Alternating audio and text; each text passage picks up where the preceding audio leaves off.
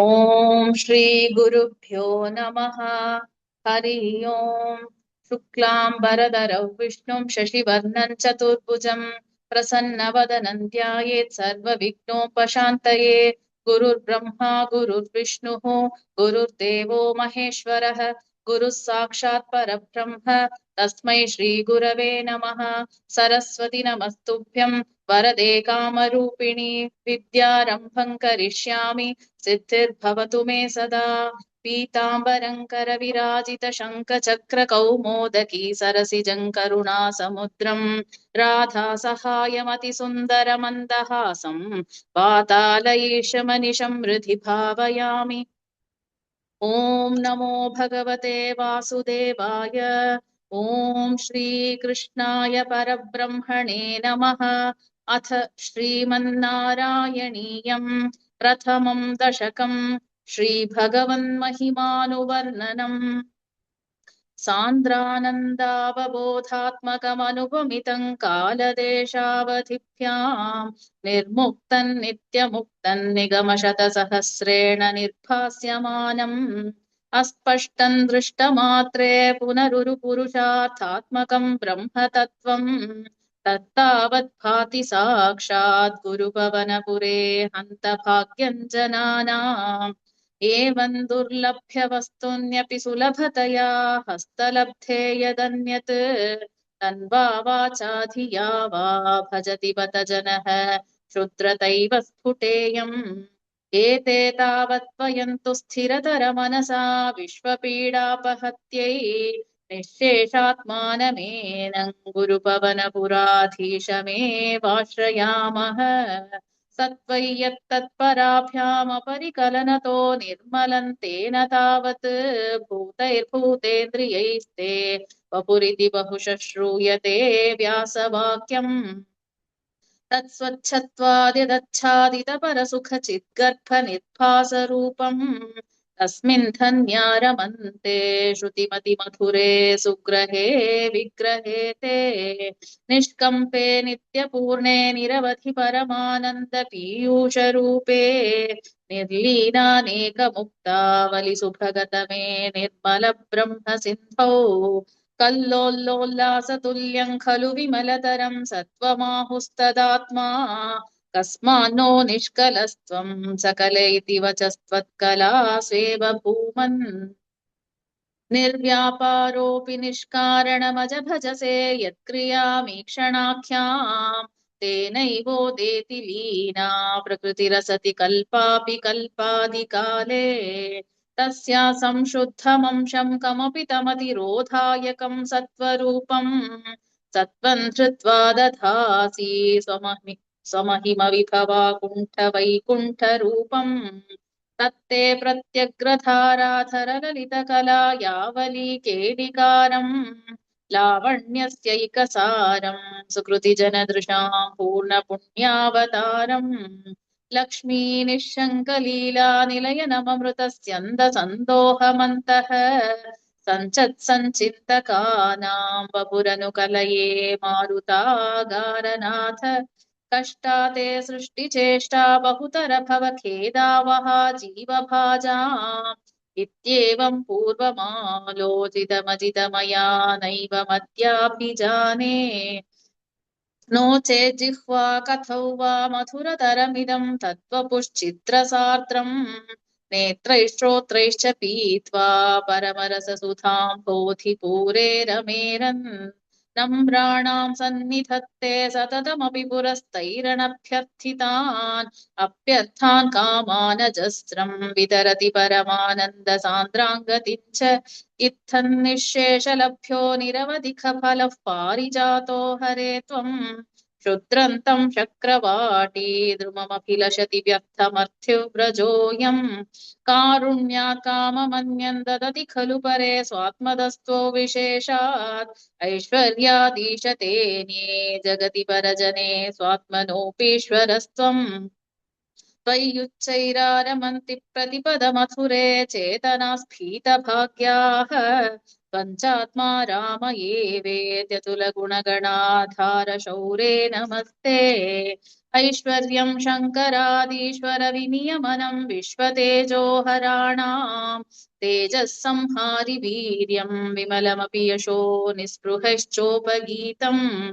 अङ्गासङ्गा सदा श्रीरखिलविदसि न क्वापि ते सङ्गवार्ता तद्वातागारवासिन् मुरहर भगवच्छब्दमुख्याश्रयोऽसि इति श्रीमन्नारायणीये श्रीभगवन्महिमानुवर्णनं नाम प्रथमं दशकं समाप्तम् नारायणाखिलगुरो भगवन् नमस्ते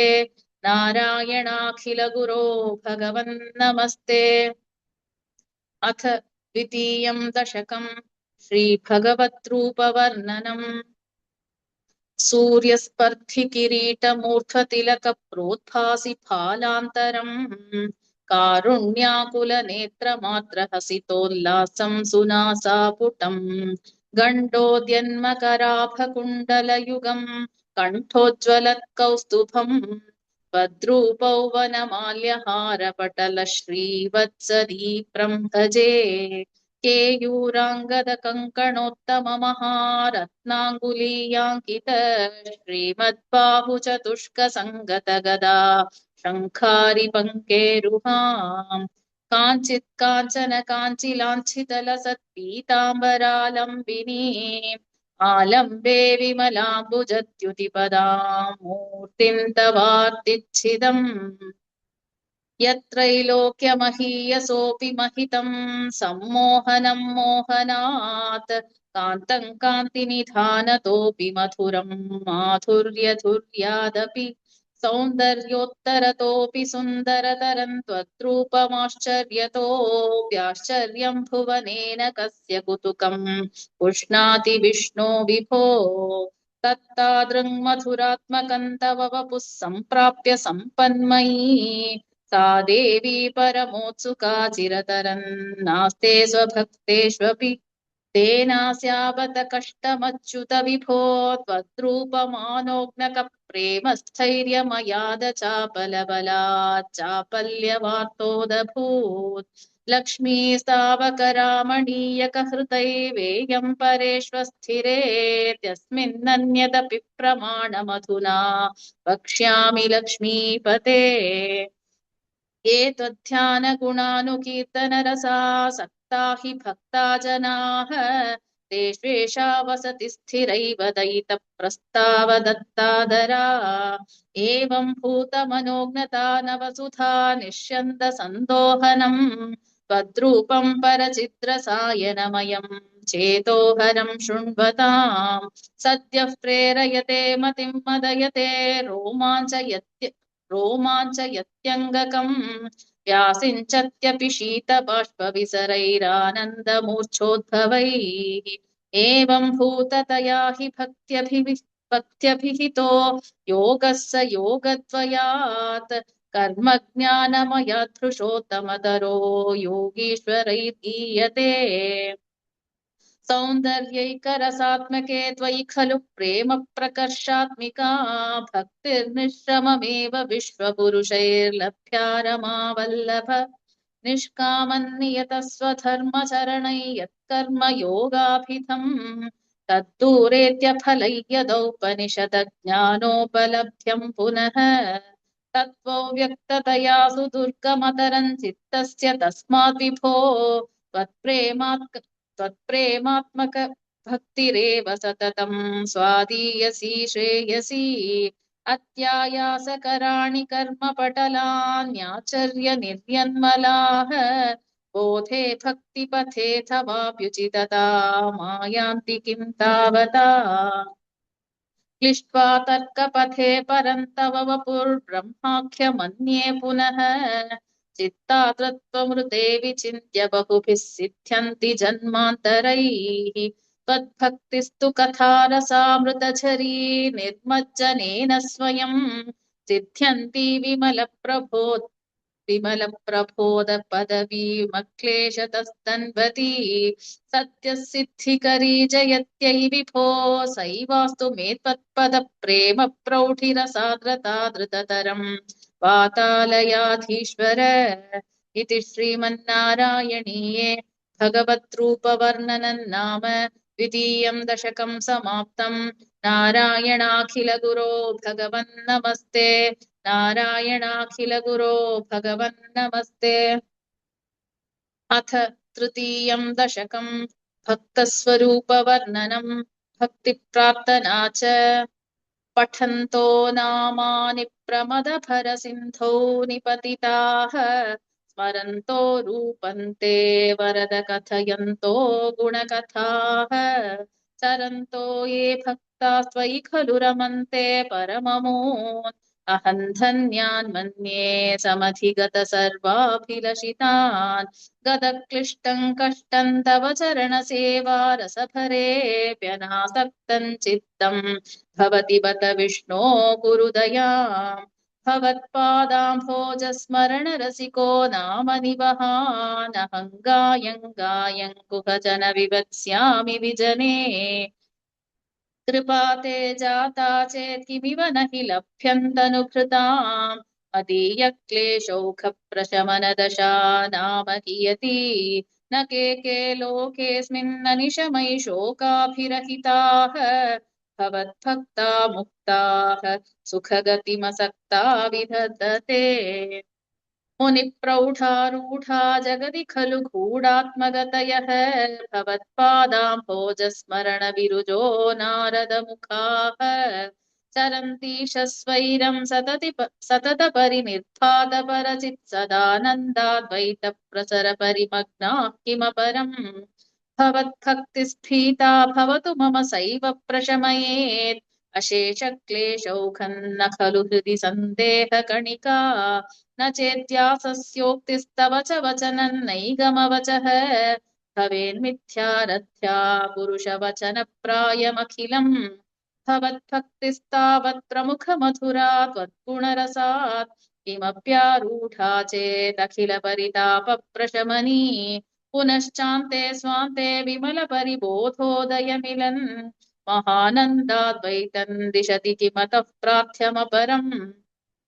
विधूय क्लेशान् मे गुरुचरणयुग्मं धृतरसं भवत्क्षेत्रप्राप्तौ करमपि च ते पूजनविधौ भवन्मूर्त्यालोके नयनमथ ते पादतुलसी परिघ्राणे घ्राणं श्रवणमपि ते चारुचरिते प्रभूताधिव्याधिप्रसभजलिते मामकहृदि त्वदीयं तद्रूपं परमसुखचिद्रूपमुदीयात् उदञ्चत्रो माञ्चो गलित बहुहर्षाश्रुनिवहः यथा विस्मर्यासं दुरुपशमपीडा परिभवान् मरुद्गेहाधीश त्वयि खलु पराञ्चोऽपि सुखिनः भवत्स्नेही सोऽहं सुबहु परितप्ये च किमिदम् अकीर्तिस्ते मा भूद्वरद गदभारं प्रशमयन् भवद्भक्तो तं झटिति कुरु मां कंसदमन किमुक्तैर्भूयोभिस्तव हि करुणा यावदुदीयादहं तावद्देव प्रहितविविधार्थप्रलपितः पुरः क्लृप्ते पादे वरद तव नेष्यामि दिवसान् यथाशक्त्यो व्यक्तन्नतिनुति निषेवा विरचयन् इति श्रीमन्नारायणीये भक्तस्वरूपवर्णनं भक्तिप्रार्थना चेति तृतीयं दशकं समाप्तम्। नारायणाखिलगुरो भगवन्नमस्ते। नारायणाखिलगुरो भगवन्नमस्ते। अथ चतुर्थं दशकम् अष्टाङ्गयोगवर्णनं योगसिद्धिवर्णनं च कल्यतां मम कुरुष्व तावतीं कल्यते भवदुपासनय्यया स्पष्टमष्टविधयोगचर्यया पुष्टया श्रुतव तुष्टिमाप्नुयाम् ब्रह्मचर्यदृढतादिभिर्यमैराप्लवादिनियमैश्च पाविताः कुर्महे दृढममी सुखासनं पङ्कजाद्यमपि वा भवत्पराः तारमन्तरनुचिन्त्य सन्ततं प्राणवायुमपि यम्य निर्मलाः इन्द्रियाणि विषयादथापहृत्या स्महे भवदुपासनोन्मुखाः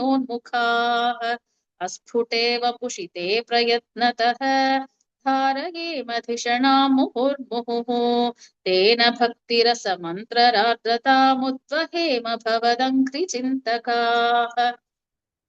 विस्फुटावयवभेदसुन्दरं त्वत्वपुः सुचिरशीलनावशात् अश्रमं मनसि चिन्तयामहे ध्यानयोगनिरतास्त्वदाश्रयाः ध्यायतां सकलमूर्तिमीदृशीमुन्मिषन्मधुरता हृतात्मनां सान्द्रमोदरसरूपमान्तरं ब्रह्मरूपमयि तेव भासते तत्समास्वदनरूपिणीं स्थितिं त्वत्समाधिमयि विश्वनायक आश्रितः पुनरतः परिच्युतौ आरभेमहि च धारणादिकम् इत्थमभ्यसन निर्भरोल्लसत्त्वत्परात्मसुखकल्पितोत्सवाः मुक्तभक्तकुलमौलिताङ्गताः सञ्चरेम शुकनारदादिवत् तत्समाधिविजयेतु यः पुनर्मंशुमोक्षरसिकः क्रमेण वा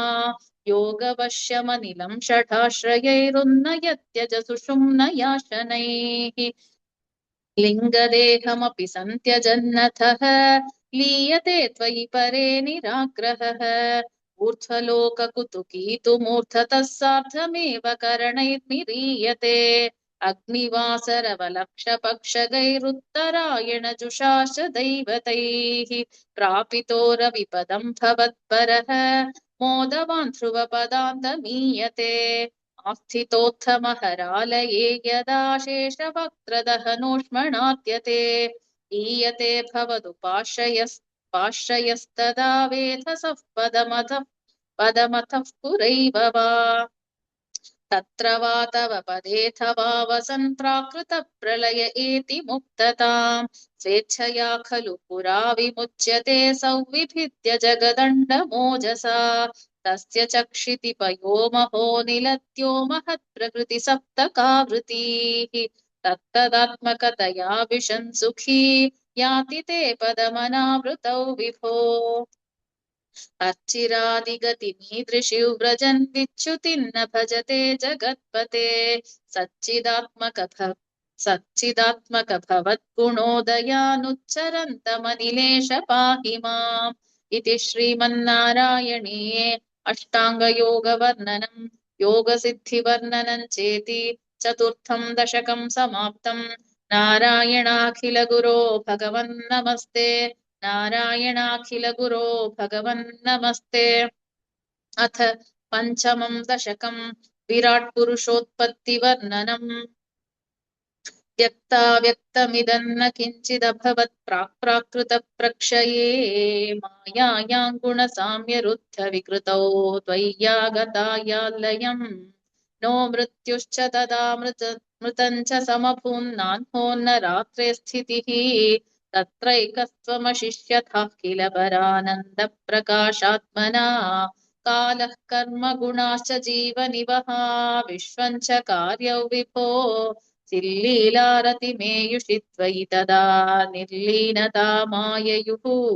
तेषान्नैव वदन्त्यसत्त्वमयि भो शक्यात्मना तिष्ठताम् नो चेत् किं गगनप्रसूनसदृशां भूयो भवेत् सम्भवः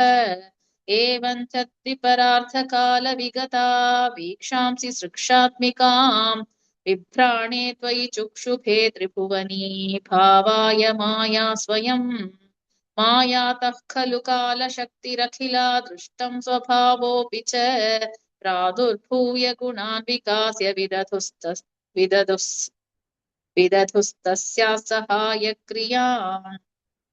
माया सन्निहितो प्रविष्ट वपुषा साक्षीति गीतो भवान् भेदैस्तां प्रतिबिम्बतो विविशिवान् जीवोऽपि नैवापरः कालादिप्रतिबोधिताथ भवता सञ्चोदिता च स्वयं माया सा खलु बुद्धितत्त्वमसृजत्योऽसौ महानुच्यते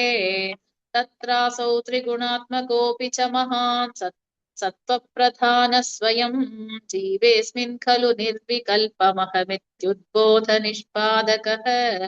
चक्रेऽस्मिन् स विकल्पबोधकमहन् तत्त्वं महान् कल्वसौ सम्पुष्टं त्रिगुणैस्तमोति बहुलं विष्णो भवत्प्रेरणात् सोऽहं च त्रिगुणक्रमा त्रिविधता मासाद्य वैकारिकः भूयस्तैजस तामसा विधि भवन्नाद्येन सत्त्वात्मना देवानिन्द्रियमानिनो कृतदिशा वातार्कपाश्यश्विनः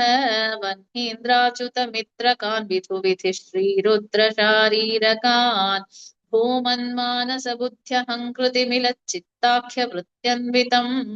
तच्चान्तःकरणौ विभो तव बलात् सत्त्वांश एवासृजत् जातस्तैजसतो दशेन्द्रियगणस्तत्तामसांशात् पुनः तन्मात्रन्नभसो मरुत्पुरपते शब्दो जनित्वद्बलात् शब्दाद्यो मततः ससर्जित विभो स्पर्शन्ततो मारुतम् तस्माद्रूपमतो महोऽथ च रसम् तोयम् च गन्धम् मही एवं माधव पूर्वकलनादाद्याद्यधर्मान्वितम् भूतग्राममिमं त्वमेव भगवन् प्राकाशयस्तामसा एते भूतगणास्तथेन्द्रियगणा देवाश्च जाताः पृथक् नोषे कुर्भुवनाण्डनिर्मितिविधो देवैरमीभिस्तदा त्वन्नानाविधसूक्तिभिर्नुतगुणस्तत्त्वान्यमून्याविशन् चेष्टाशक्तिमुदीर्यता निघटयन् हैरण्यमण्डौ व्यथाः अण्डं तत्खलु पूर्वसृष्टसलिले तिष्ठत्सहस्रं समाः निर्भिन्दन्न कृताश्चतुर्दश जगद्रूपौ विराडाह्वयम् साहस्रैः करपादमूर्धनिवहैर्निःशेषजीवात्मकः निर्भातोऽसि मरुत्पुराधिपसमां त्रायस्व सर्वामयात् इति श्रीमन्नारायणीये विराट्पुरुषोत्पत्तिवर्णनं नाम पञ्चमं दशकं समाप्तम् नारायणाखिलगुरो भगवन्नमस्ते नारायणाखिलगुरो भगवन्नमस्ते अथ षष्ठं दशकं विराट्देहस्य जगदात्मत्ववर्णनम् एवं चतुर्दश जगन्मयताङ्गतस्य पातालमीश तव पादतलौ वदन्ति पादोऽर्थदेशमपि देवरसातलन्ते गुल्फद्वयं खलु महातलमद्भुतात्मन् जङ्घे तलातलमथो सुतलं च जानु किञ्चोरुभागयुगलौ वितलातले द्वे शोणीतलं जघनमम्बरमङ्गनाभिः वक्षश्च शक्रनिलयस्तव चक्रपाणे ग्रीवामहस्तव मुखं च जनस्तपस्तु फालं शिरस्तव समस्तमयस्य सत्यम्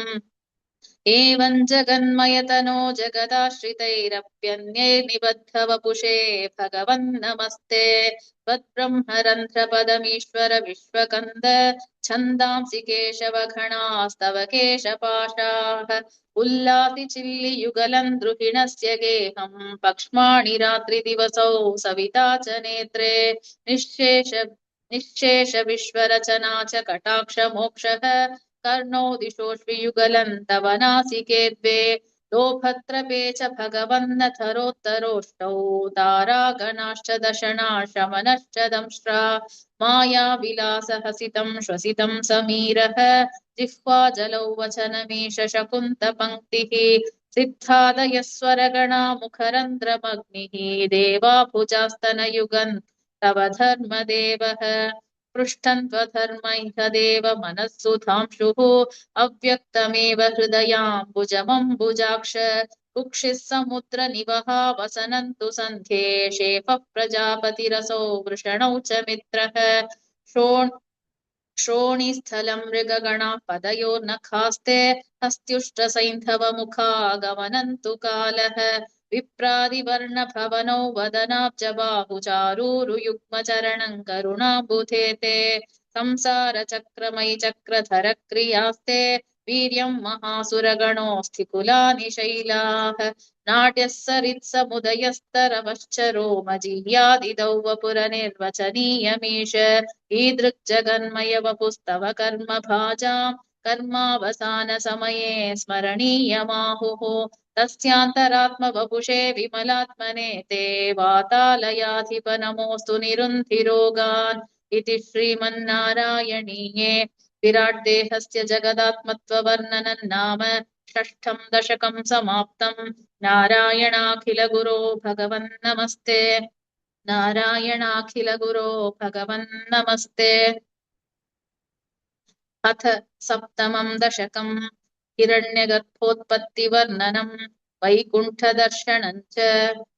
एवं देव चतुर्दशात्मकजगद्रूपेण जातः पुनः तस्योत्थं खलु सत्यलोकनिलये जातोऽसि धाता स्वयम् यं शंसन्ति हिरण्यगर्भमखिलत्रैलोक्यजीवात्मकम् यो भूत्स्फीतरजो विकारविकसन्नानासृशिक्षारसः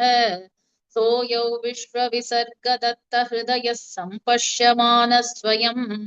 बोधं खल्वनवाप्य विश्वविषयं चिन्ताकुलस्तस्थिवान् तावद्वं जगतां पतेतपतपेत्येवं हि वैहायसी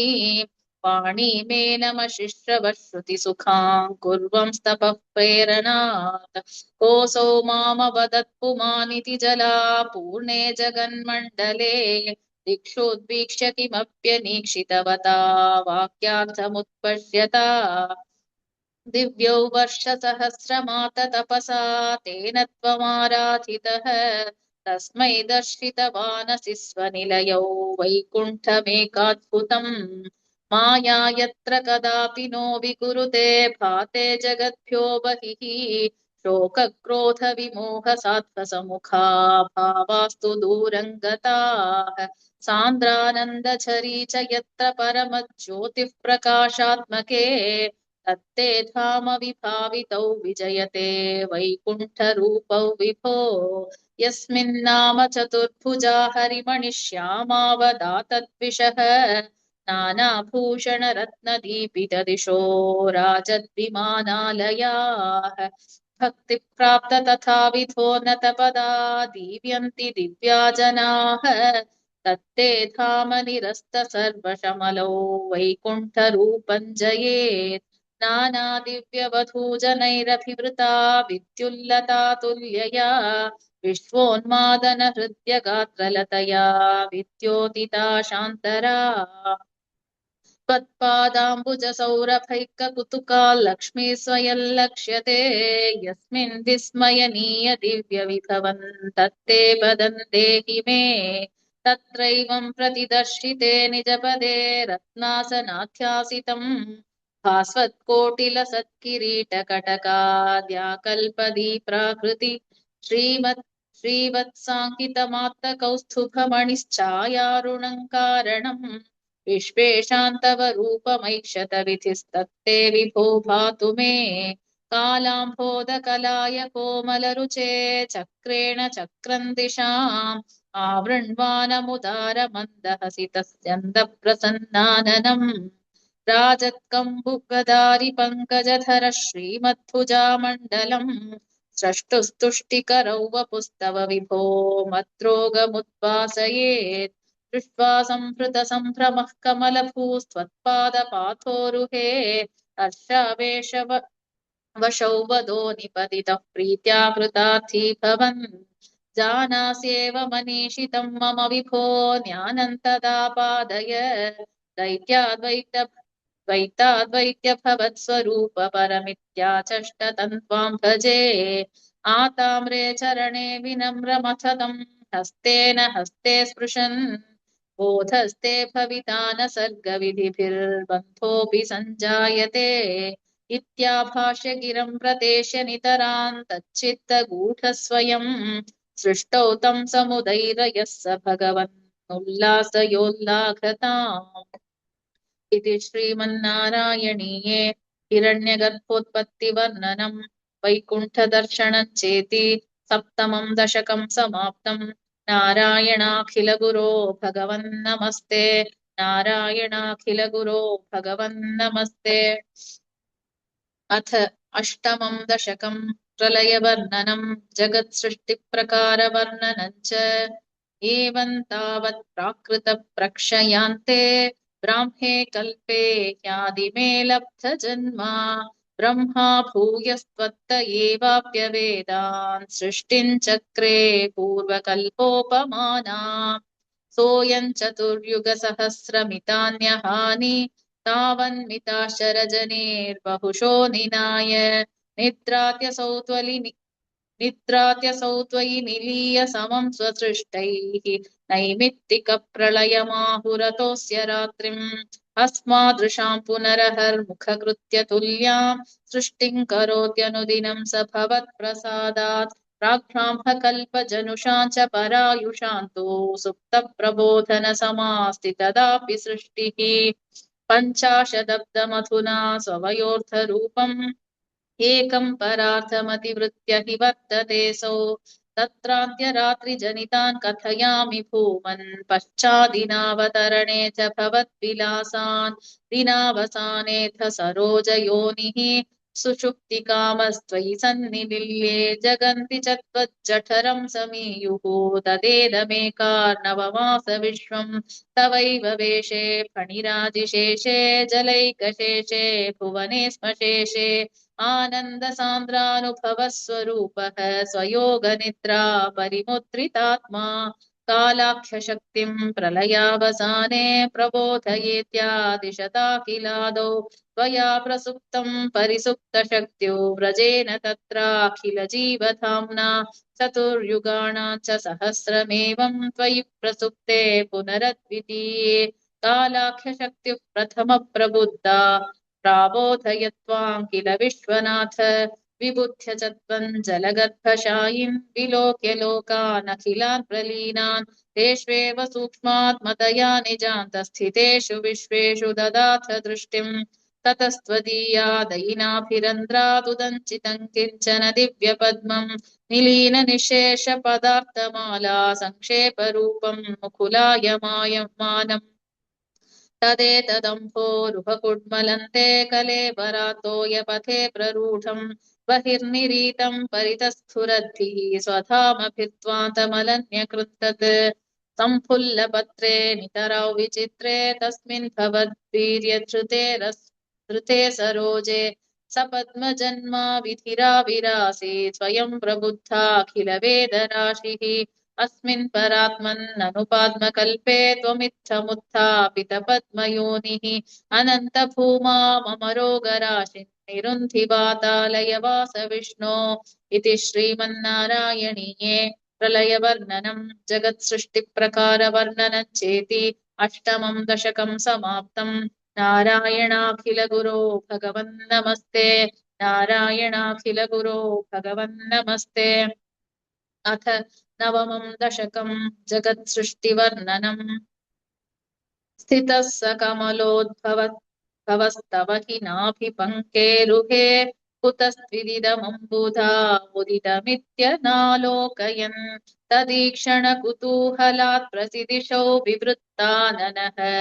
चतुर्वदनतामगात् विकसदष्टदृष्ट्यम्बुजाम् महानवविगूर्णितं कमलमेव तत्केवलम् विलोक्य तदुपाश्रयन् तव तनुन्तु नालोकयन् क एष कमलोदरे महति निःसहायो ह्यहम् कुतस्त्विदिदमम्बुजं समजनीति चिन्तामगात् अमुष्य हि सरोरुहः किमपि कारणं सम्भवेत् इति स्म कृतनिश्चयः स खलु नालरन्ध्रात्मना स्वयोगबलविद्यया समवरूढवान् प्रौढधीः त्वदीयमतिमोहनन् न तु कलेबरं दृष्टवान् ततः सकलनालिका विवरमार्गगो मार्गयन् त्रयस्य शतवत्सरं किमपि नैव सन्दृष्टवान् निवृत्य कमलोदरे सुखनिषन्न एकाग्रधीः समाधिबलमादधे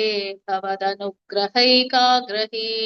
शतेन परिवत्सरैर्दृढसमाधिबन्धोल्लसत् प्रबोधविशदीकृतः स खलु पद्मिनी सम्भवः अदृष्टचरमद्भुतं तव हि रूपमन्तर्दृशा व्यचष्टपरितुष्टधीर्भुजगभोगभागाश्रयम् किरीटमकुटोल्लसत्कटकहारकेयूरयुङ् मणिस्फुरितमेखलम् सुपरिवीतपीताम्बरम् कलाय कुसुमप्रभङ्गलतलोल्लसत्कौस्तुभम् वपुस्तदयि कमलजन्मने दर्शितम् श्रुतिप्रकरदर्शितप्रचुरवैभव श्रीपते हरे जय जय प्रभो पदमुपैषि दिष्ट्यादृशोः कुरुष्व धियमाशु मे भुवन निर्मितौ कर्मठाम् इति द्रुहिणवर्णितः स्वगुणवं हिमा पाहि माम् लभस्व भुवनत्रयीरचन दक्षतामक्षताम् गृहार्णमदनुग्रहम् कुरु तपश्च भूयो विधे भवत्वखिल साधनीमयि च भक्तिरत्युत्कटे द्युदीर्य गिरमादधा मुदितचेतसौ वेधसम् शतं कृततपास्ततस्ख शतं कृततपास्ततः स खलु दिव्यसंवत्सरान् अवाप्य च तपोबलम् अतिबलम् च पूर्वाधिकम् उदीक्ष्य किल कम्पितं पयसि पङ्कजौ वायुना भवद्बलविजृम्भितः पवनपाथसीपीतवान् तवैव कृपया पुनः सरसिजेन तेनैव सह प्रकल्प्य भुवनत्रयीं प्रववृते प्रजानिर्मितौ तथाविध कृपाभरो गुरुमरुत्पुराधीश्वर त्वमाशु परिपाहि मां गुरुदयोक्षितैरीक्षितैः इति श्रीमन्नारायणीये जगत्सृष्टिवर्णनं नाम नवमं दशकं समाप्तम् नारायणाखिलगुरो भगवन् नमस्ते नारायणाखिलगुरो भगवन् नमस्ते अथ दशमं दशकं सृष्टिवैविध्यवर्णनम् वैकुण्ठवर्धितबलोऽथ भवत्प्रसादात् अम्भोजयोनिरसृजत् किल जीवदेहान् स्थास्नूनि भूरुहमयानि तथा तिरश्चां जातिं मनुष्यनिवहानपि देवभेदान् मिथ्याग्रहास्मि मतिरागविकोपभीतिः अज्ञानवृत्तिमिति पञ्चविधां सृष्ट्वा उत्तामतामसपदार्थविधानदूनः तेने त्वदीयचरणस्मरणौ विशुद्ध्यै तावत् ससर्ज मनसा सनकं सनन्दं भूयः सनातनमुनिं च सनत्कुमारम् ते सृष्टिकर्मणि तु तेन नियुज्यमानाः त्वत्पादभक्तिरसिका जगृहुर्नवाणी तावत् प्रकोपमुदितं प्रतिरुन्धतोऽस्य भ्रूमध्यतो जनिमृडो भवदेकदेशः नामानि मे कुरु पदानि च हाविरिञ्चेद्यादौ रुरोद किल तेन स रुद्रनामा एकादशाह्वयतया च विभिन्नरूपम् रुद्रौ विधाय दयिता वनिताश्च दत्त्वा तावन्त्यदत्त च पदानि भवत्प्रणुन्नः प्राह प्रजाविरचनाय च सादरन्तम् रुद्राभिसृष्टभयदाकृति रुद्रसङ्घसम्पूर्यमाण भुवनत्रयभीतचेताः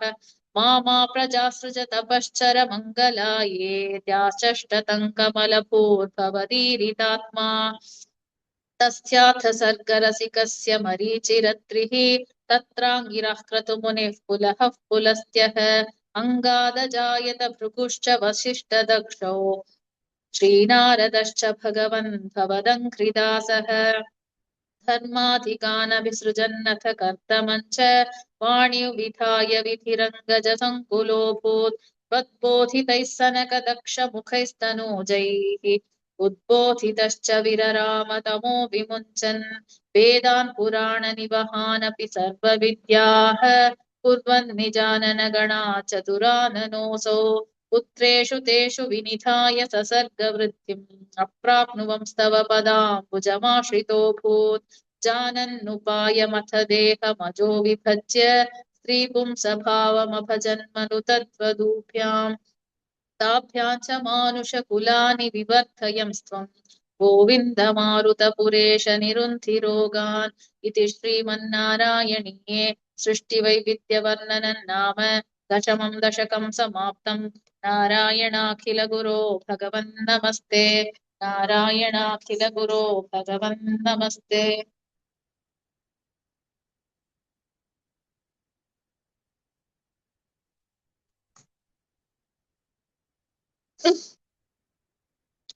अथ एकादशं दशकं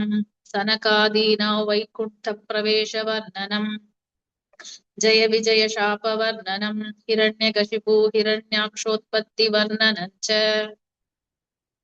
क्रमेण सर्गे परिवर्धमाने कदापि दिव्यासनकादयस्ते भवद्विलोकाय विकुण्ठलोकम् प्रपेदिरे मारुतमन्दिरेश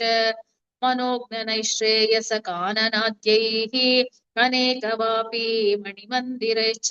अनोपमन्तम् भवतो निकेतम् मुनीश्वरः प्रापुरतीतकक्ष्याः भवद्दिदृक्षून् भवनौ विविक्षून् द्वास्थौ जयस्तान् विजयोऽप्यरुन्धाम् तेषां च चित्ते पदमापकोपः सर्वं भवत्प्रेरणयैव भूमन् वैकुण्ठलोकानु वैकुण्ठलोकानुचितप्रचेष्टौ कष्टौ युवान् दैत्यगतिं भजेतम् इति प्रशप्तौ भवदाश्रयौ तौ हरिस्मृतिर्नोऽस्त्विति नेमतुस्तान् तदेतदाज्ञाय भवानवाप्तः सहैव लक्ष्म्या बहिरम्बुजाक्ष तथेश्वरां सार्पितचारुबाहुः आनन्दयंस्तानभिराममूर्त्या प्रसाद्य गीर्भिस्तुवतो मुनीन्द्राननन्यनाथावथ पार्षदौ तौ संरम्भयोगेन भवैस्त्रिभिर्मामुपेतमित्यातकृपन्यगादीः त्वदीयभृत्यावथ काश्यपातौ सुरारिवीरा उदितौ द्वौ सन्ध्यासमुत्पादनकष्टचेष्टौ यमौ च लोकस्य यमाभिवान्यौ हिरण्यपूर्वः कशिपुः किलैकः परो हिरण्याक्ष इति प्रतीतः उभौ भवन्नाथमशेषलोकम् वृषान्यरुन्धान् निजवासनान्थौ तयो हिरण्याक्ष महासुरेन्द्रः रणाय धावन्ननवाप्तवैरी भवत्प्रियांक्ष्मां सलिले निमज्य चचार गर्भाद् विनदन् गदावान् ततो जलेशात् सदृशं भवन्तम् निश्शम्य बभ्राम गवेशयं स्वां भक्तैकदृश्यः स कृपानिधे त्वं निरुन्धिरोगान् मरुदालयेश इति श्रीमन्नारायणीये सनकादीना वैकुण्ठप्रवेशवर्णनम् जय विजय शापवर्णनम् हिरण्यकशिपु हिरण्याक्षोत्पत्तिवर्णनम् चेति एकादशं दशकं समाप्तम् नारायणाखिलगुरो भगवन् नमस्ते। नारायणाखिलगुरो भगवन् नमस्ते। अथ द्वादशं दशकं वराहावतारवर्णनम् भूम्युद्धरणवर्णनम् च स्वायम्भुवो मनुरथो जनसर्गशीलः दृष्ट्वा महीमसमये सलिले निमग्ना स्रष्टारमाप शरणं भवदङ्घ्रिसेवा तुष्टाशयं मुनिजनैः सह सत्यलोके कष्टं प्रजासृजति मय्यव निर्निमग्ना स्थानं सरोज भव कल्पय तत्प्रजानाम् इत्येवमेष कथितो मनुना स्वयंभूः अम्भोरुहाक्ष तव पादयुगौ व्यचिन्तीत् हा हा विभो जलमहन्य पिबं पुरस्तात् अद्यापि मज्जति मही किमहं करोमि इत्थं त्वदङ्घ्रियुगलं शरणै यतोऽस्य नासापुटात् समभव शिशुकोलरूपी अङ्गुष्ठमात्रवपुरुत्पतितः पुरस्तात् भूयोऽथ कुम्भिसदृशः समजृम्भथास्त्वम् अभ्रे तथाविधमुदीक्ष्य भवन्तमुच्चैः विस्मेरताौ विधिरगात् सहसूनुभिः स्वैः कोऽसावचिन्त्य महिमा कटिरुत्थितो मे नासापुटात् किमु भवेदजितस्य माया इत्थौ विचिन्तयति धातरि शैलमात्रः सद्यो भवन् किल जगद्जिथ घोरघोरम् तन्ते निनादमुपकर्ण्य जनस्तपस्थाः सत्यस्थिताश्च मुनयो नुनुवुर्भवन्तम् तत्स्तोत्रहर्षुलमनाः परिणत्य भूयः तोयाशयौ विपुलमूर्तिरवातरस्त्वम् ऊर्ध्वप्रसारि परिधूम्रविधूतरोमा प्रोक्षिप्तवालथिरवाङ्मुखघोरघोणः पूर्णप्रदीर्णजलदः परिघूर्णदक्ष्णा स्तोतॄन्मुनीन् शिशिरयन्नवतेरितत्वम् अन्तर्जलं तदनु सङ्कुलनक्रचक्रं भ्राम्यत्तिमिङ्गिलकुलं कलुषोर्मिमालम् आविश्य भीषणरवेण रसातलस्थानाकम्पयन् वसुमतीमगवेशयस्त्वम् दृष्ट्वाथ दैत्यहतकेन रसातलान्ते सौवेशिताञ्छटिति कूटकिटिर्विभो त्वम् आपातु कानविगणय्य सुरारिखेटान् दंष्ट्रापुरेण वसुधामदथा सलीलम् अभ्युद्धरन्नथ दरान् दशनाग्रलग्नमुस्ताङ्कुराङ्कितैवाधिकपीवरात्मा उद्धूतघोरसलिला जलधेरुदञ्चन् क्रीडावराहवपुरीश्वर पाहि रोगात् इति श्रीमन्नारायणीये वराहावतारवर्णनम् भूम्युद्धरणवर्णनम् चेति द्वादशं दशकं समाप्तम् नारायणाखिलगुरो भगवन्नमस्ते नारायणाखिलगुरो भगवन्नमस्ते अथ त्रयोदशं दशकम् हिरण्याक्षवधवर्णनम् हिरण्याक्षन्तावद्वरदभवदन्वेषणपरम् चरन्तं सावर्ते पयसि निजजङ्घा परिमिते भवद्भक्तो गत्वा कपटपटुधीर्नारदमुनिः शनैरुचे नन्दन्दनुजमपि निन्दं स्तव बलम् समायावी विष्णुर्हरति भवदीया वसुमती प्रभो कष्टं कष्टं किमिदमिति तेनाभिगदितः नदन् क्वासौ क्वासाविति स मुनिना दर्शितपथः भवन्तं सम्प्रापद्धरणिधरमुद्यन्तमुदकात् अहो आरण्योऽयं मृग इति हसन्तं बहुतरैः दुरुक्तैर्विध्यन्तं दिदिसुतमवज्ञाय भगवन् महीं दृष्ट्वा दंष्ट्रा शिरसि चकितां स्वेन महसा पयोधावाधाय प्रसवमुदयुक्ता पृथविथौ गदापाणौ दैत्ये त्वमपि हि गृहीतोन्नतगदः नियुद्धेन क्रीडन् खटगठरवोत्कुष्टरियता रणालोकौत्सुक्यान् मिलति सुरसङ्खे धृतममुम् निरुन्ध्या सन्ध्यातः प्रथममिति धात्रा जगदिशे गदोन्मत्ते तस्मिंस्तव खलु गदायान्दिति भुवः गदाघातात् भूमौ झटिति पतितायामहः भोः मृदुस्मेरास्य मृदुस्मेरास्यस्त्व मृदुस्मेरास्यस्त्वन्दनुजकुलनिर्मूलनचणम् महाचक्रं स्मृत्वा करभुवि दधानोरुरुचिषे ततः शूलङ्कालप्रतिमऋषि दैत्ये विसृजति त्वयिच्छिन्दत्येन करकलितचक्रप्रहरणात् समारुष्टो मुष्ट्या स खलु वितुदंस्त्वां समतनोद्गलन्माये माया त्वयि किल जगन्मोहनकरीः भवच्चक्रज्योतिष्कनलवनिपातेन विधुते ततो माया चक्रे विततघनरोषान्धमनसम् गरिष्ठाभिर्मुष्टिप्रभृतिभिरभिघ्नन्तमसुरम् स्वपादाङ्गुष्ठेन श्रवणपदमूले निरवधीः महाकायः सोऽयं तव चरणपादप्रमथितः गलद्रक्तो वक्त्रादपदृशिभिः श्लाघितः तदा त्वामुत्थामप्रमदभरविद्योतिहृदयाः मुनीन्द्रासान्द्राभिस्तुतिभिरनुवन्नध्वरतनुम् त्वचिच्छन्दो रोमस्वपि कुशगणश्चक्षुषि घृतम् चतुर्होतारोघ्रौ सृगपि वदने चोदर इडा ग्रहा जिह्वायान्ते परपुरुषकर्णे च चमसाः विभो सोमो वीर्यौ वरदगलदेशेऽप्युपसदः मुनीन्द्रैरित्यादिस्तवनमुखरैर्मोदितमनाः महीयस्या मूर्त्या विमलतरकीर्त्या च विलसन् स्वधिष्ण्यं सम्प्राप्तः सुखरसविहारी मथुरिपो निरुन्ध्यारोगं मे सकलमपि वातालयपते इति श्रीमन्नारायणीये हिरण्याक्षवधवर्णनं नाम त्रयोदशं दशकं समाप्तम् नारायणाखिलगुरो भगवन्नमस्ते नारायणाखिलगुरो भगवन्नमस्ते अथ चतुर्दशं दशकं कपिलोपाख्यानम्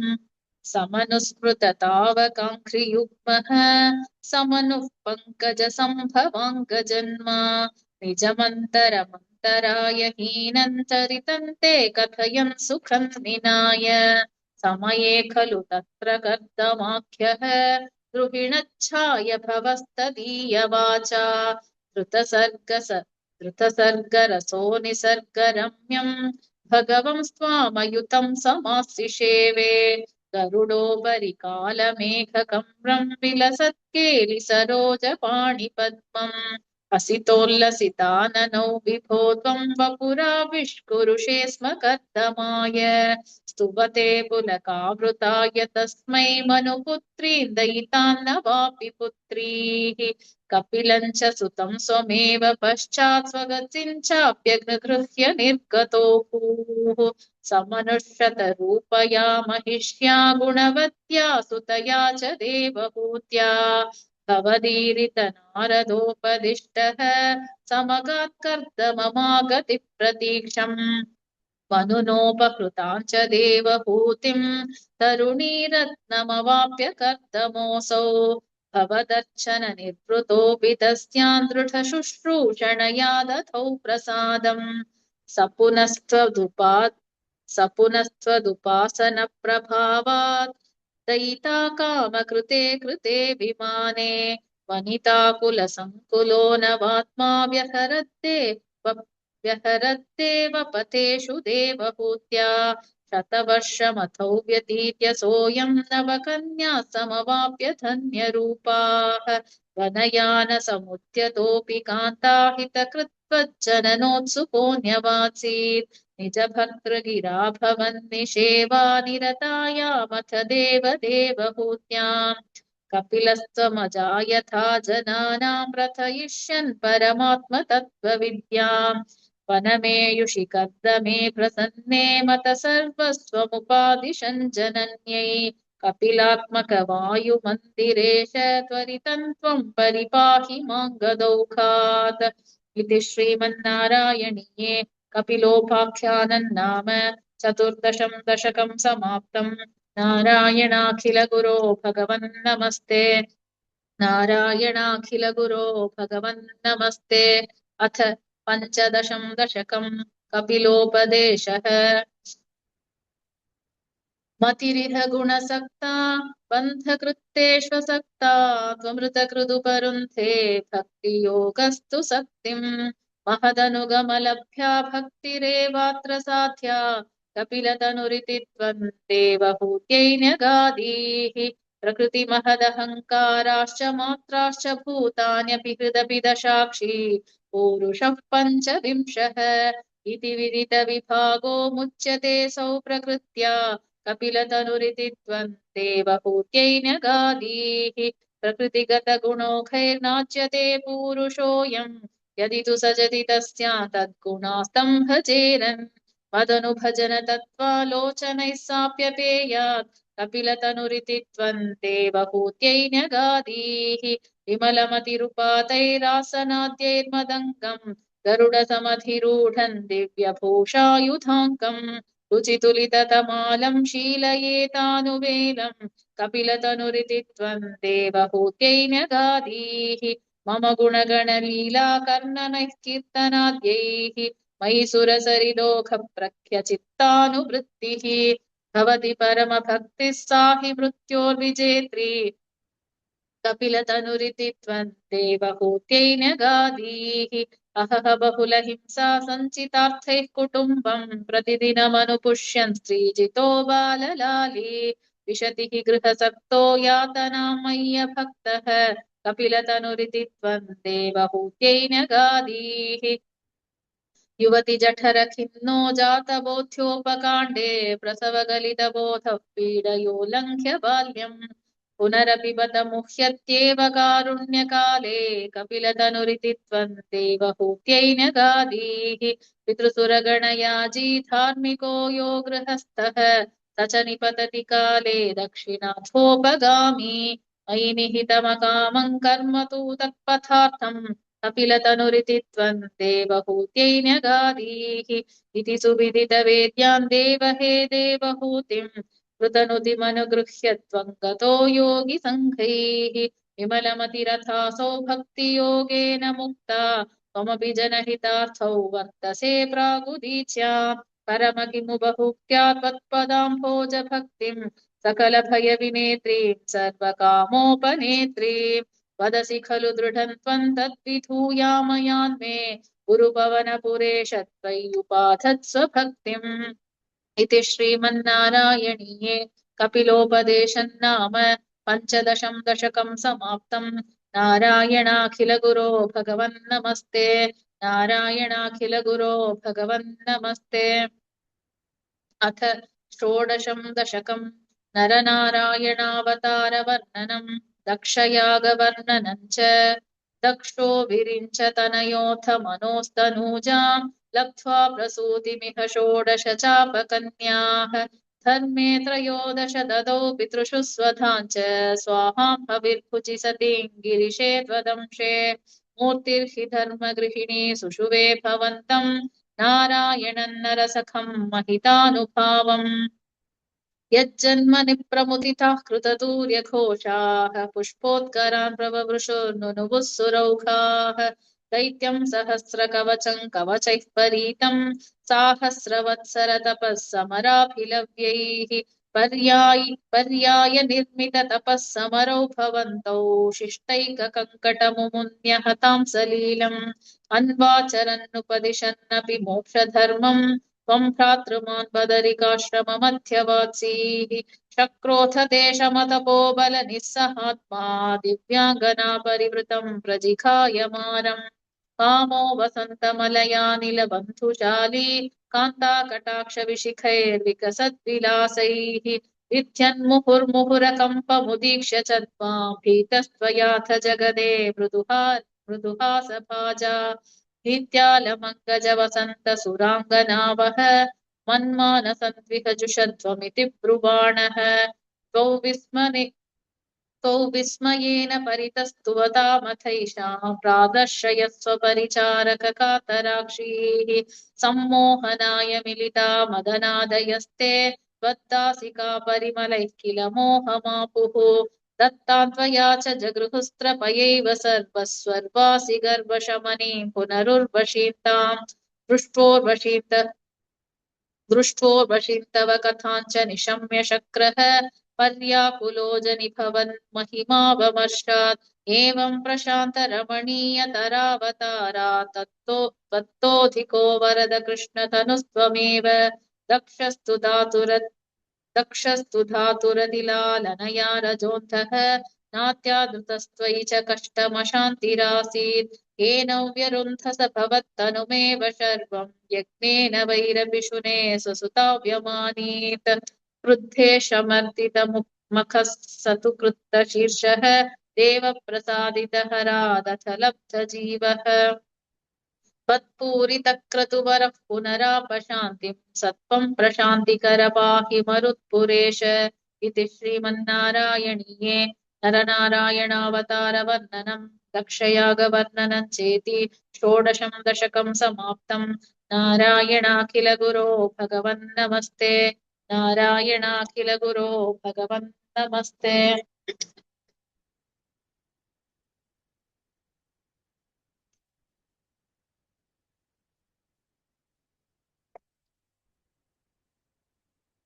अथ सप्तदशं दशकं ध्रुवचरितवर्णनम् उत्तानपादनृपतेर्मनुनन्दनस्य जाया बभूव सुरुचिर्नितरामभीष्टा अन्यासु नीतिरिति भर्तृरनादृता सा त्वामेव नित्यमगतिः शरणं गताभूत् अङ्के पितुः सुरुचिपुत्रकमुत्तमन्तं दृष्ट्वा ध्रुवः किल सुनीतिसुतोऽधिरोक्ष्यन्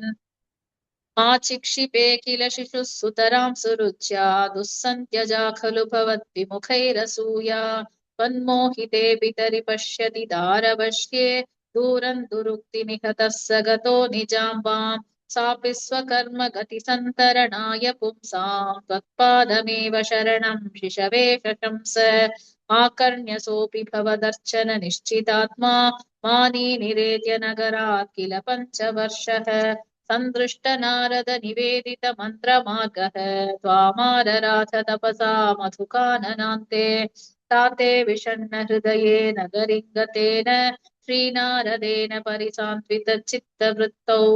बालस्त्वदर्पितमनः क्रतुवर्थितेन निन्ये कठोर तपसा किल पञ्चमासान्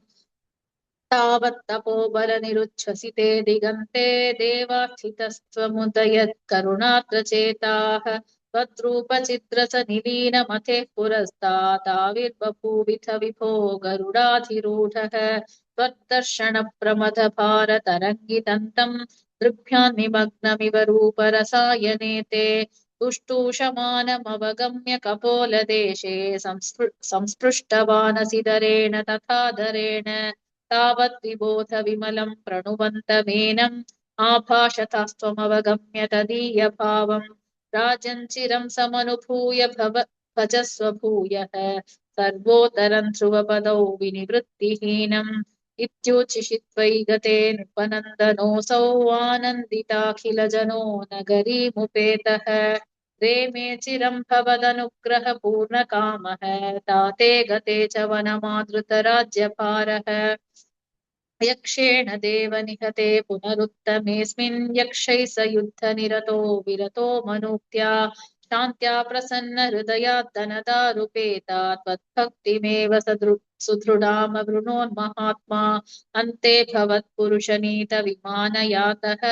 मात्रा समन्ध्रुवपदे मुदितो यमास्ते एवं स्वभृत्य जनपालनलोलधीस्त्वं वातालयाधिपनिरुन्धि ममामयौखान् इति श्रीमन्नारायणीये ध्रुवचरितवर्णनं नाम सप्तदशं दशकं समाप्तम् नारायणाखिलगुरो भगवन्नमस्ते नारायणाखिलगुरो भगवन्नमस्ते अथ अष्टादशं दशकं पृथुचरितवर्णनम् जातस्य ध्रुवकुल एव तुङ्गकीर्तेः अङ्गस्य व्यजनिसुतः सवेन नामा तद्दोषौ व्यथितम् व्यथितमतिः स राजवर्यः त्वत्पादे निहितमनावनङ्गतोऽभूत् पापोऽपि क्षितितलपालनाय वेनः पौराद्यैरुपनिहितः कठोरवीर्यः सर्वेभ्यो निजबलमेव सम्प्रशंसन् भूचक्रे तव यजनान्ययन्यरौत्सीत् सम्प्राप्ते हितकथनाय तापसौखे मत्तोऽन्यो भुवनपतिर्न कश्चनेति त्वन्निन्दावचनपरो मुनीश्वरैस्तैः शापाग्नौ शलभदशामनायिवेनः तन्नाशात्खलजनभीरुकैर्मुनीन्द्रैः तन्मात्रा चिरपरिरक्षिते तदङ्गे त्यक्ताखे परिमथितादयोरुदण्डा दोर्दण्डे परिमथिते त्वमाविरासीः विख्यातः पृथुरिति तापसोपदिष्टैः सूतादिः परिणुत भावि भूरिवीर्यः वेनात्याकबलितसम्पदन् धरित्री आक्रान्तान् निजधनुषा समामकाशीः भूयस्तान् निजकुलमुख्यवत्सयुक्तैः देवादिः समुचितचारुभाजनेषु अन्नादीन्यखिलशितानि यानि तानि स्वच्छन्दं सुरभितनूमदूदुहस्त्वम् आत्मानैयजति मखैस्त्वयि त्रिधामन् आरब्धे शततमवाजिमेधयागे स्पर्धालुशतमखयेत्य नीचवेषः कृत्वा श्वन्तवदनयात् पराजितोऽभूत् देवेन्द्रं मुहुरिति वाजिनं हरन्तम् वह्नौ तं मुनिवरमण्डले जुहूषौ रुन्धाने कमलभवे क्रतोः समाप्तौ साक्षात् त्वं मधुरिपुमैक्षतः स्वयं स्वम् तद्दत्तौ वरमुपलभ्य भक्तिमेकां गङ्गान्ते विहितपदः कदापि देव तत्रस्थं मुनिनिवहं हितानि शंसन् नैक्षिष्टाः सनकमुखान् मुनीन् पुरस्तात् विज्ञानं सनकमुखोदितं दधानः स्वात्मानं स्वयमगमो वनान्तसेवी तत्तादृत्पृथुवपुरीश सत्वरं मे रोगौखं प्रशमय वातगेहवासिन् इति श्रीमन्नारायणीये ऋतुचरितवर्णनं नाम अष्टादशं दशकं समाप्तम् नारायणाखिलगुरो भगवन् नमस्ते नारायणाखिलगुरो भगवन् नमस्ते अथ एकोनविंशं दशकं प्राचेतसकथानुवर्णनम् पृथोस्तु नप्ता पृथुधर्मकर्मठः प्राचीनबर्हिर्युवतौ शतद्रुतो प्रचेतसो नाम सुचेतसः सुतानजीजनत्वत्करुणाङ्कुरानिव पितुस्त्रिसुक्षा निरतस्य शासनात् भवत्तपस्याभिरता दशापि ते पयोनिधिं पश्चिममेत्य तत्तटे सरोवरं सन्ददृशुर्मनोहरम् तदा भवत्तीर्थमिदं समागतः भवो भवत्सेवकदर्शनादृतः प्रकाशमासाद्य पुरः प्रचेतसामुपादिशद्भक्ततमस्तवस्तवम् स्तवन् जपन्तस्तमनीजलान्तरे भवन्तमासे विशतायुतं समाह भवत्सुखास्वादरसादमेष्टियान् बभूव कालो ध्रुववन्न शीघ्रता तपोभिरेषामतिमात्रवर्धितैः स यज्ञहिंसा निरतोऽपि पावितः पितापि तेषां गृहयातनारत प्रदर्शितात्मा भवदात्मताययो कृपाबलेनैव पुरः प्रचेतसाम् प्रकाशमागाः पतगेन्द्रवाहनः विराजिचक्रादिवरायुधांशुभिः भुजाभिरष्टाभिरुतञ्चितद्युतिः प्रचेतसान्तावद याचतामपि त्वमेव कारुण्यभराध्वरानदाः भवद्विचिन्तापि शिवाय देहिना भवद्वसौरुद्धनुतिश्च कामदा अवाप्य कान्तान् तनयामहीरुहां तया रमध्वन् दशलक्षवत्सरीं सुतोऽस्तु दक्षो ननु तत्क्षणा च मां प्रयास्यथेत्तिं न्यगतो मुदैवतान् ततश्च ते भूतलरोधिनस्तरून् क्रुधा दहन्तो द्रुहिणेन वारिताः द्रुमैश्च दत्तान् तनयामवाप्यतां त्वदुक्तकालं दुःखिनोऽभिरेमिरे अवाप्य दक्षं च सुतं कृताध्वराः प्रचेतसो नारदलब्धया धिया अवापुरानन्दपदं तथाविधः त्वमीश वातालयनाथ पाहि माम् इति श्रीमन्नारायणीये प्राचेतसकथानुवर्णनं नाम एकोनविंशं दशकं समाप्तम् नारायणाखिलगुरो भगवन् नमस्ते नारायणाखिलगुरो भगवन् नमस्ते अथ विंशतितमं दशकं ऋषभयोगीश्वरचरितवर्णनम् प्रियव्रतस्य प्रियपुत्रभूताताग्मीध्वराजा दुदितो हि नाभिः त्वां दृष्टवानिष्टदमिष्टिमध्ये तवैव तुष्टै कृतयज्ञकर्मा अभिष्टुतस्तत्र मुनीश्वरैस्त्वं राज्यस्वतुल्यं सुतमध्यमानः स्वयं जनिष्येऽहमिति ब्रुवाणः तिरोदधावर्षि विश्वमूर्ते नाभिप्रियायामथ मेरुदेव्यां त्वमंशतो भूर्षभाभिधानः अलोकसामान्यगुणप्रभावप्रभाविताशेषजनप्रमोदः त्वयि त्रिलोकी भृतिराज्यभारं निदाय नाभिः सह मेरुदेव्या तपोवनं प्राप्य भवन्निषेवि गतः किलानन्दपदं पदन्ते इन्द्रस्त्वदुत्कर्षकृतादमर्षात् ववर्षनास्मिन् न जनाभवर्षे यदा तदा त्वन्निजयोगशक्त्या स्ववर्षमेनद्व्यदधाः सुवर्षम् जितेन्द्रदत्तां कमनिं जयन्तीम् अथोद्वहन्नात्मरथाशयोऽपि अजीजनस्तत्र शतन्तनूजां येषां क्षितीशो भरतोऽग्रजन्मा न वा भवन् योगिवरा न वान्ये त्वपालयन् भारतवर्षखण्डान् सैका त्वशीतिस्तव शेषपुत्राः तपोबलात् भूसुरभूयमीयुः उक्त्वा सुतेभ्योऽथ मुनीन्द्रमध्ये विरक्तिभक्त्यन्वितमुक्तिमार्गम् स्वयं गतः पारमहंस्य वृत्तिं मथा जडोन्मत्तपिशाचर्यां परात्मभूतोऽपि परोपदेशं कुर्वन् भवान् सर्वनिरस्यमानः विकारहीनो विचचार कृत्स्ना महीमहीनात्मरसाभिलीनः शयूव्रतङ्गो मृगकाकचर्यां चिरञ्चरन्नाप्यपरं स्वरूपम् दवाहृताङ्गः कुटकाचले त्वं तापान् ममापाकुरुवातनाथ इति श्रीमन्नारायणीये वृषभयोगीश्वरचरितवर्णनं नाम विंशतितमं दशकं समाप्तम्। नारायणाखिलगुरो भगवन् नमस्ते। नारायणाखिलगुरो भगवन् नमस्ते। अथ एकविंशतितमं दशकम्। जम्बूद्वीपादिषु भगवदुपासनाप्रकारवर्णनम्। मत्योद्भवे भुवैलावृतनाम्नि वर्षे गौरी प्रधानवनिता जनमात्रभाजी शर्वेण मन्त्रनुतिभिः समुपास्यमानम् सङ्कर्षणात्मकमधीश्वर संश्रये त्वाम्। भद्राश्वनाम कैलावृतपूर्ववर्षे भद्रश्रवोभिर्षिभिः परिणूयमानम् कल्पान्तगूढनिगमोद्धरणप्रवीणम् ध्यायामि देवहयशीर्षतनुं भवन्तम्। ध्यायामि दक्षिणगते हरिवर्षवर्षे प्रह्लादमुख्यपुरुषैः परिसेव्यमाणम् उत्तुङ्गशान्तधवलाकृतिमेकशुद्धज्ञानप्रदन्नरहरिं भगवन् भवन्तम्। वर्षे प्रतीचिललितात्मनि केतुमाले लीलाविशेषललितस्मितशोभनाङ्गम् लक्ष्म्या प्रजापतिसुतैश्च निषेव्यमाणम् तस्याः प्रियाय धृतकामतनुं भजे त्वाम्। रम्ये ह्युदीचि खलु रम्यकनाम्नि वर्षे तद्वर्षनाथमनुवर्य सपर्यमाणम्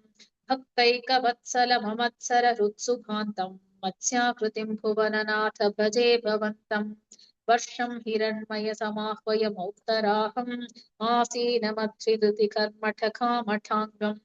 संसेवते पितृगणप्रवरोर्यमायम् तत्त्वां भजामि भगवन् परचिन्मयात्मन् किञ्चोत्तरेषु कुरुषु प्रियया धरण्या संसेवितो महितमन्त्रनुतिप्रभेदैः दंष्ट्राग्रकृष्टघनपृष्ठगरिष्ठवर्ष्मा त्वं पाहि विघ्ननुत यज्ञवराहमूर्ते। यां यां दिशं भवति किं पुरुषाख्यवर्षे संसेवितो हनुमता दृढभक्तिभाजा सीताभिराम परमाद्भुतरूपशाली रामात्मकः परिलसन् परिपाहि विष्णो। श्रीनारदेन सह भारतखण्डमुख्यैः त्वं साङ्ख्ययोगनुतिभिः समुपास्यमानः आकल्पकालमिह साधु जनाभिरक्षी नारायणो नरसखः परिपाहि भूमन्।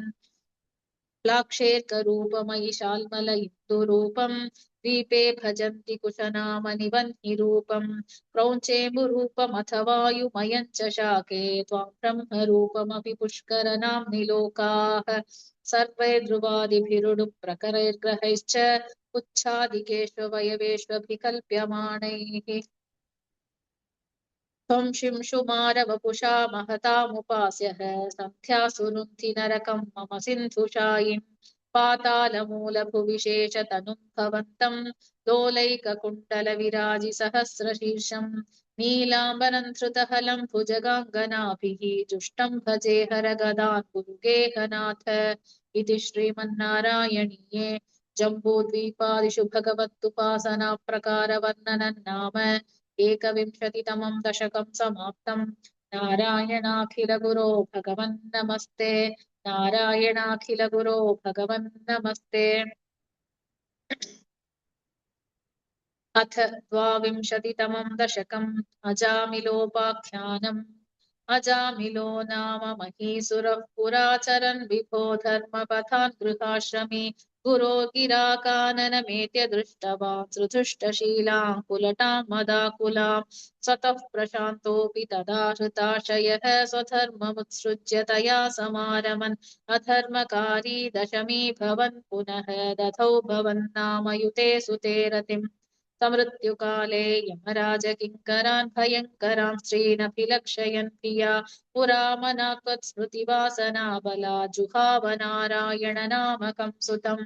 दुराशयस्यापि तदा त्वनिर्गतत्वदीयनामाक्षरमात्रवैभवात् पुरोऽभिपेतुर्भवदीयपार्षदाः चतुर्भुजाः पीतपटा मनोरमाः अमुञ्च सम्भाष्य विकर्षतो भटान् विमुञ्चते त्यारुरुधुर्बलादमि निवारितास्ते च भवज्जनैस्तदा तदीयमापन्निखिलं न्यवेदयन् भवन्तु पापानि कथं तु निष्कृते कृतेऽपि भो दण्डनमस्ति पण्डिताः न निष्कृतिः को विदिता भवादृशामिति प्रभो त्वत्पुरुषा बभाषिरे श्रुतिस्मृतिभ्यो विहिता व्रतादयः पुनन्ति पापन्नलुनन्ति वासनाम् अनन्तसेवा तु निकृन्तति त्वयिमिति प्रभो त्वत्पुरुषा बभाषिरे अनेन भो जन्म सहस्रकोटिभिः कृतेषु पापेष्वपि निष्कृतिः कृता यदग्रहीन्नाम भयाकुलो हरेः इति प्रभो त्वत्पुरुषा बभाषिरे नृणाम बुद्ध्यापि मुकुन्द कीर्तनं दहत्यगौघान् महिमास्य तादृशः यथाग्निरेधांसि यथौषधं गदानिति प्रभो त्वत्पुरुषा बभाषिरे इतीरितैर्याम्य भटैरपाश्रुते भवत्पठानाच्च गणे तिरोहिते भवत्स्मृतिः किञ्चन कालमाचरन् भवत्पदं प्रापि भवद्भटैरसौ स्वकिङ्करावेदन शङ्कितो यमः त्वदङ्घ्रिभक्तेषु न गम्यतामिति स्वकीयभृत्या न शिशिक्षदुच्चकैः सदेव वातालयनाथ पाहि माम् इति श्रीमन्नारायणीये अजामिलोपाख्यानं नाम द्वाविंशतितमं दशकं समाप्तम् नारायणाखिलगुरो भगवन्नमस्ते नारायणाखिलगुरो भगवन्नमस्ते अथ त्रयोविंशतितमं दशकं दक्षचरितं चित्रकेतूपाख्यानञ्च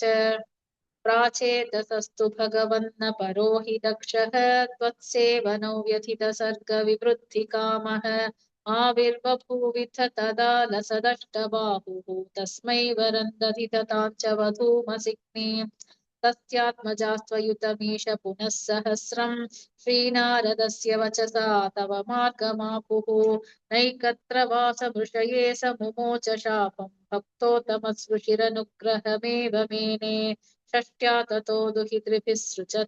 सृजतः कुलौघान् दौहित्रसूनुरथ तस्य स विश्वरूपः तत्स्तोत्रवर्मितमजापयदिन्द्रमाजौ देवत्वदीयमहिमा खलु सर्वजैत्रः प्राक्षूरसेन विषये किल चित्रकेतुः पुत्राग्रहीन् नृपतिरङ्गिरसप्रभावात् लब्ध्वैकपुत्रमथ तत्र हते सपत्नी शङ्खैरमुह्यदवशस्तव माययासौ तन्नारदस्तु सममङ्गिरसादयालुः सम्प्राप्य तावदुपदर्श्य सुतस्य जीवम् तस्यास्मि पुत्र इति तस्य गिरा विमोहम् त्यक्त्वा त्वदर्चनविधौ नृपतिन्ययुङ्क्त स्तोत्रम् च मन्त्रमपि नारदतोऽथ लब्ध्वा तोषाय शेषवपुषो ननुते तपस्यन् विद्याधराधिपतितां स हि सप्तरात्रे लब्ध्वाप्यकुण्ठमतिरन्व भजद्भवन्तम् तस्मै धवलेन सहस्रशीर्ष्णा रूपेण बद्धनुतिसिद्धगणावृतेन प्रादुर्भवन्न चिरतो नुतिभिः प्रसन्नः तत्त्वात्मतत्त्वमनुगृह्य तरो दधात त्वद्भक्तमौलिरथसोऽपि च लक्षलक्षम् वर्षाणि हर्षुदमना भुवनेषु कामम् सङ्गापयन् गुणगणन् तव सुन्दरीभिः सङ्गातिरेकरहितो ललितम् चचार अत्यन्तसङ्गविलयाय भवत्प्रणुन्नः नूनं सरोप्य गिरिमाप्य महत्समाजे निःशङ्कमङ्ककृतवल्लभमङ्गजारि तं शङ्करं परिहसन्नु मयाभिषेपे निःसम्भ्रमस्त्वयमयाचितशापमोक्षः वृत्रासुरत्वमुपगम्य सुरेन्द्रयोधी भक्त्यात्मतत्त्वकथनैः समरे विचित्रं शत्रोरपि भ्रममपास्य गतौ वदन्ते त्वत्सेवनेन दितिरिन्द्रवधोद्यतापि तान् प्रत्युतेन्द्रसुहृदो मरुतोऽभिलेभे दुष्टाशयेऽपि शुभदैव भवन्निषेवा तत्तादृशस्त्वमवमा पवनालयेश इति श्रीमन्नारायणीये दक्षचरितं चित्रकेतूपाख्यानं चेति त्रयोविंशतितमं दशकं समाप्तम् नारायणाखिलगुरो भगवन् नमस्ते नारायणाखिलगुरो भगवन् नमस्ते